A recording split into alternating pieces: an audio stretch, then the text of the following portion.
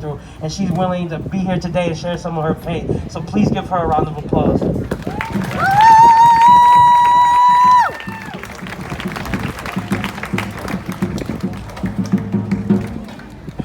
First and foremost, I would like to give a thanks to If Not Us Then Who for bringing me here.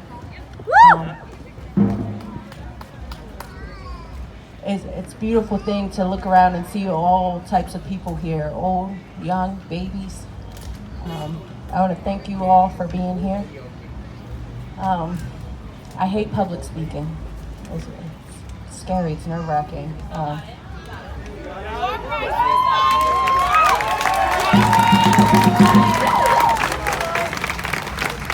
So,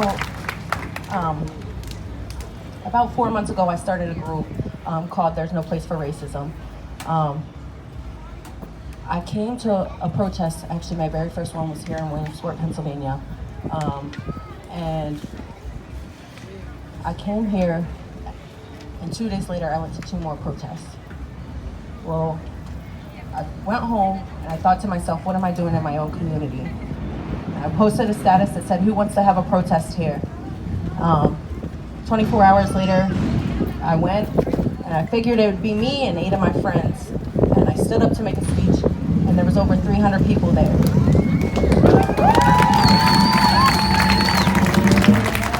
And that's when I realized that I have a voice. This didn't just start for me the day that I came here to Williamsport, Pennsylvania to protest. This started for me at 9 years old. At 9 years old, I lost my father to alcohol. He passed away from cirrhosis of the liver. And I lost my mom about a week later, not to death, but to the system. At 9 years old, I was taken from my home and put into the foster care system. And I didn't get out until after I was 18 years old. I spent 10 years in the foster care system with no voice. Spent 10 years watching my black brother go in and out of placements in detention centers, along with myself.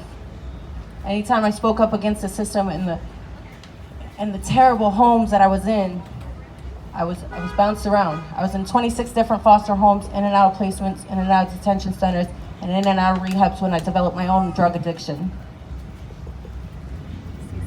It was a long journey. I'm here today in place of all those kids that didn't make it out of the foster care system. All the kids that are still in that system. All the kids that still do not have a voice. I'm here to speak up against all systems. I'm here to tell you that if you believe for a second that there is no such thing as systematic oppression, you're wrong. And I'm the product of it. I'm supposed to be a statistic. I'm supposed to be in the jails right now. I'm supposed to be a single mother on welfare. I'm supposed to be homeless. My children were supposed to be taken from me. At 17 years old, I got pregnant with my daughter. And I applied for a housing in Lock Haven, Pennsylvania.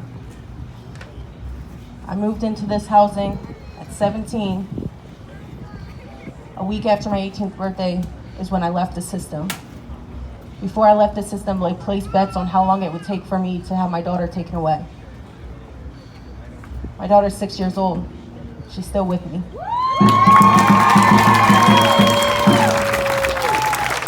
And I didn't just have one child. I had 2 more after that. My daughter's at home sending me messages on her Facebook Kid Messenger asking me what's going on here. She loves this. She's a brown little girl, and she's allowed to have a voice.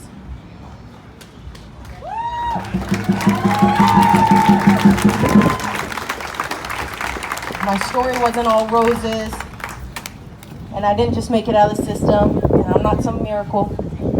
I fell short a lot of times. I have a white sister and a black brother.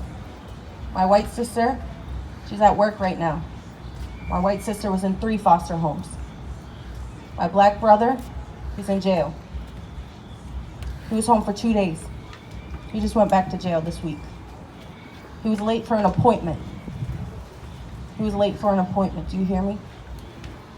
When did that become against the law? When did that become against the law? My brother is a statistic who is now institutionalized. He feels comfortable in those jails. That's his home. How do we stop that from happening? How do we stop a me from growing up and becoming nothing? We gotta rebuild this system. We gotta rebuild it right this time. There's children suffering. There's children being ripped away from their parents for no reason. I was in foster care. I've seen this. I know what that other side's like.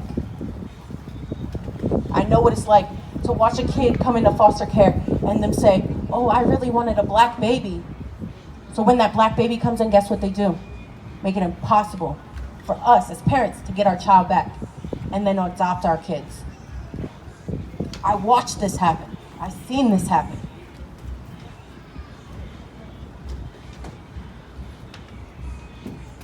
They make promises to our parents as children. If you do this, you can get your kids back. So what do? They do this. What happens? They don't get their kids back. Well, if you do this, you get your kids back. What do? They do this. They don't get their kids back. We're promised as children, if you act this way, you can see your parents more. So what do? We act this way. And what happens? When they take our voice, we break down. We have mental health issues. There's suicides. There's drug addicts. As teens, you know those signs that you see when you walk into government buildings that say lock up your medicine? They did that because of me. I was stealing medicine from my foster parents. That's when my addiction started. They hung those signs up because of me. It hurts. I don't want a child that was taken away from their parents because of their parents' actions to be punished because of the color of their skin. Now I remind you, my father passed away from cirrhosis. My mother was addicted to crack cocaine. Regardless, I didn't have a chance. But I broke that cycle.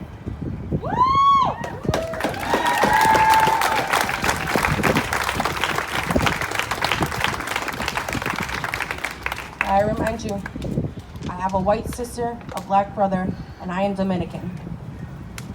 We all three have different outcomes, but we have the same start to the same story. Why? Why? I know it's hot. I know we're all sweating. The thing is that you got educated before. Brothers and sisters before me came up here and educated you. He told you what you can do. I'm here to tell you why you should do it. I'm here to tell you because there should not be another me.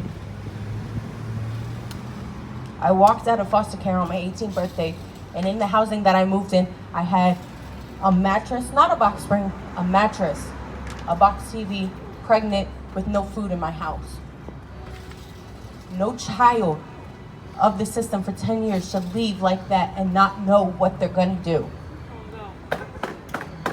No child should be ripped away from their family and not know them. Not know where they come from. Go to the doctor, and when you're asked, what's your medical history, you can't tell them. You can't tell them because you don't know. We're dying when we go to the doctors. African American women are dying. We have to know our medical history. We have to be educated on this subject. We have to make a difference. Like Frank said, I don't want to bring my children out to be followed in a store or have racial slurs thrown at me or have men and women standing in front of my house with AK-47 because I spoke up and said something. I was silenced for 10 years. I'll be damned if I'm silenced a day longer.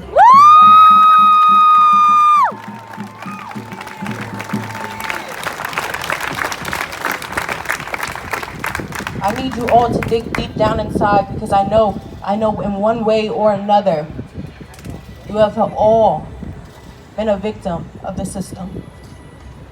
One way or another, whether it's going to school and your education not being correct, whether it's not having enough books to hand out to all students so you have to share with the person sitting beside you, whether it's going into Walmart and you see a whole selection of products for white girls, but not a single one for black. To go into the foster care system and have them hand you V5, I think that's the name of the shampoo, and trying to explain to them why you can't use that because your hair is going to be dry and it'll start breaking off. This is by choice. I can do this by choice now. I can break my hair off by choice.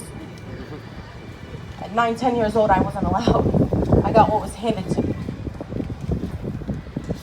We need more money for our schools, for education, for housing. There was, I believe I read, 52 million people looking at eviction this year. 52 million people. What are we gonna do? We need change, and we need change now. I want to thank you guys again for being here. I know it's hot, so I'm going to cut my story short. If anybody has any questions or wants to hear more of my story and about why you should be here, why you should have these conversations with your friends, why you should volunteer at the local juvenile detention centers. When that man, I don't even remember his name, came up here and said that hit my heart. You know what I would have done as a kid in a juvenile detention center that had to take a 5-minute shower and step out and put on their uniforms? Would have done if somebody came and said, I get it, you can talk to me. Today I suffer from mental health illnesses that I don't treat with medication because I can't trust our government. I treat it with happiness and hope.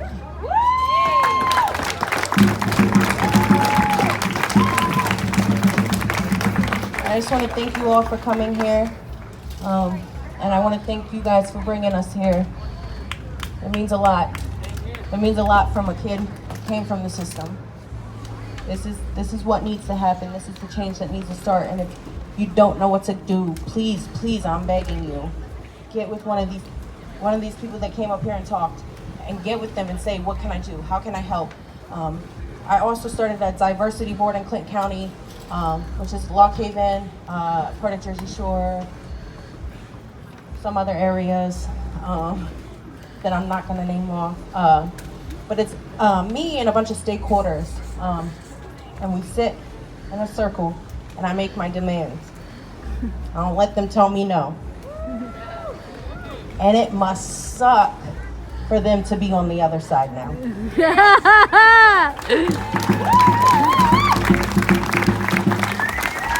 So when they ask, what are you gonna do tomorrow? Because it's hot, we're all gonna go home and take naps, I know. It's hot out here, the sun is draining. What are you gonna do tomorrow? When those government buildings open back up, what are you gonna do? What change are you gonna be willing to make? Thank you. Thank you guys.